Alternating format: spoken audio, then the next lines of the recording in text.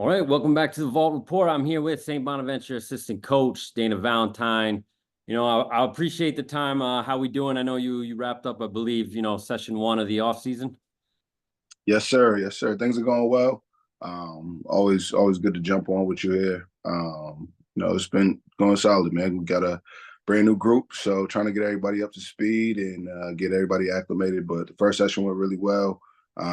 We'll have a couple more guys that didn't get to finish the first session that'll be coming in for the second session. We'll have the whole team together for that second session. So we're excited about it for sure. Definitely. And, with the way obviously everything works now, I feel like there's probably not much time to kind of digest or reflect on the season because it is such a quick turnaround. Just for you guys, kind of what was the strategy as just not even strategy, but as a staff, just kind of after that season, a season that, still obviously you did well, the ups and downs, you have a lot of guys leaving. What were you looking for as a staff kind of going into obviously the portal where you guys did obviously, bring in a lot of guys? Yeah, I think losing, four fifth-year guards, we had to attack the guard spot, and we feel like we addressed that need. Bringing in guys like Jonah and Desante Bowen, Melvin Council was a huge get for us. We brought in some guys that had some experience, whether it be the junior college level or guys that played, at the Division I level last year. Melvin obviously went to the tournament. Desante's had tournament experience with Iowa. So guys that have experience, not necessarily fifth-year guards, but older and have some minutes under their belt as well. The wing spot, we brought in some size, some athleticism. We feel like we got bigger and more athletic at those spots. We were trying to attack it and be balanced, but you have to bring in transfers. Losing as many guys as we did, you can't bring in 7, 8 freshmen and expect to win the way college basketball is kind of set up now. So we attacked it pretty hard in the portal, but I thought we, tried to do a decent job as a staff, bringing in guys that had a blend of experience, but still had room to grow in their games as well, and that are going to continue to get better, hopefully over the next 2 to 3 years. Absolutely. And we won't go into obviously this changing landscape. We've talked about it. It is what it is. We were talking off camera kind of about that. But for you, just even as a coach, obviously, that turnover can be tough, but in the same way, like you said, you also have the ability to bring in guys who have had experience, and you guys did that. You mentioned obviously, in the backcourt, Council Jr., I had just talked to him last week, Desante, guys that can make an immediate impact, just being able, even after, you guys finishing up session one, to have that time with a new group, that's got to be invigorating, in itself. Yeah, it's huge, man. It's nice to have the time in the summer to get these guys, like I said, acclimated and up to speed, but also to bring in guys that have experience and have played at a high level. So you don't have to, it's not like it was before where you have to necessarily build it with freshmen and you might have to wait 2 to 3 years to get to that level. You can turn it over pretty quickly with guys that have experience, and it's about how quickly they gel and how quickly they, adjust to the things that we want to do as a staff. But I think we have a really good group that are gonna, catch on pretty quickly here. So we're excited about it, but that is a benefit of this portal day and age where you don't have to wait 2, 3, 4 years sometimes to see a class kind of build up and get their chemistry together for a few years and get that experience together for a few years before they have that big season and then it's turned around. So we won 20 games last year. It was up and down, like you said. The consistency, I think, is something that we lacked. Night in and night out, we'll win 2, lose 1, lose 1, win 2. It was just back and forth. We weren't really able to string together those 5, 6 wins throughout the year. But we're excited about this new group and looking ahead to the future for sure. Definitely. And up and down, even like you said, you still 20-win season. Most programs would take that. That obviously speaks to, the expectations, that you guys have as a staff, St. Bonaventure fans, and the success you obviously have had, historically. We talked about the transfers, but also, you do have some guys coming back. Obviously, Thompson, Rose, and specifically Brown as well, a guy who, was a big time contributor last season. Just kind of what you see in terms of just having him back, first off, just as a staff, how important that was, but where you see his development and where you can see him continue to rise and continue to have an impact next season. Yeah, getting Noel back was huge for us. Obviously last Chad Venning to the portal.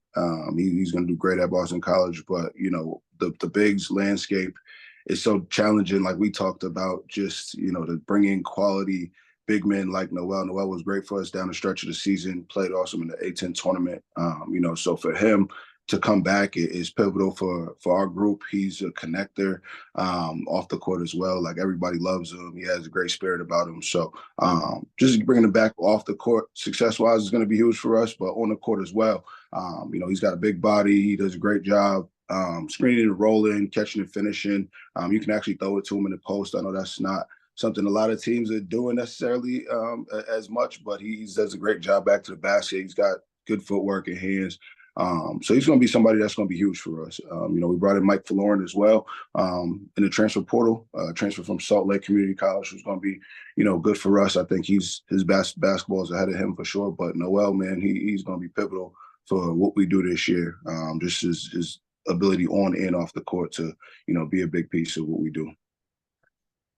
And, you touched on it, obviously, it was my first question, but going back to kind of Council, Melvin Council Jr., DeSante Chance Moore as well, these guys, upperclassmen, guards that I feel like not only will they have an instant impact, obviously, but just versatile in terms of what they can bring. I know it's early. I don't even know if all three are there yet, but just what do you see with having them, in the fold? And again, putting you in a position, to contend for where you want to be and what St. Bonaventure basketball is all about. Yeah, no, it's exciting. Like I said, we feel good about this group. Those guys are all experienced. I think Chance Moore, guy that you just touched on, is, got a ton of ability. He obviously went to Arkansas coming out of high school for a reason. I think we've seen in that first session flashes of how good he can really be. So he's got to be going to be huge for us. LeJay Jones is another guy from Barton Community College that won the MVP of the JUCO tournament out there at Hutch. He's going to be really good for us. Melvin, his energy, his spirit is unmatched, man. He's a dog in every sense of the word, man. He's definitely attacks every day and has that type of drive that can push a team. So he's going to be huge for us as well. I just think it's a really good group and blend of guys. It's going to be strength in numbers for us, but we feel like we attacked it in a Bonaventure sense of like getting kind of underrated our guys that we feel like are going to, be humble, work hard and come in, and it's going to be a group effort. I don't think we're going to lean on any one particular guy. That's just going to be the focal point of what we do night in and night out. But I think we have a really good group of 10, 11 guys that can all see some minutes and contribute in a big way for us. Definitely. Well, listen, Coach, I know it is a crazy time, so I appreciate the time. I do have to ask, I don't know if you watched the game, the finals. I'm a New England guy, but I don't know if you're a Celtic guy or not, but any thoughts on what you saw in the finals? For sure, man. I was excited. I've been taking a lot of flack. I'm originally from Boston too, so okay. I've been taking a lot of heat from the guys that told me Kyrie and Luka and these guys was just going to dominate the Celtics. We had no answer. But, again, to my point of strength in numbers, I think those guys are unbelievable players, obviously, Luka, Kyrie, the things that they could do. But I think that, we had 7 or 8 guys that really came in and played their role to a T. So, Tatum and Brown obviously did what they needed to do. But, Derek White, Drew Holiday, even Hauser coming in and playing, great minutes and defending well and knocking down some big shots throughout the series. Like all those guys contributed. It was really a team effort when, a guy like Porzingis can get hurt and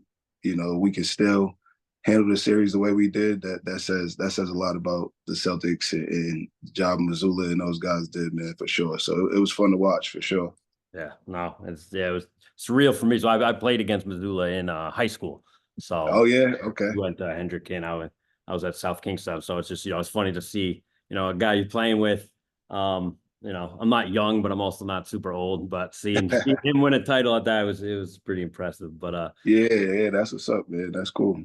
But all right, Dan. Well, I appreciate it, like I said, and looking forward to it. And we'll touch base as the season gets closer. All right, Nathan. Appreciate you, my man.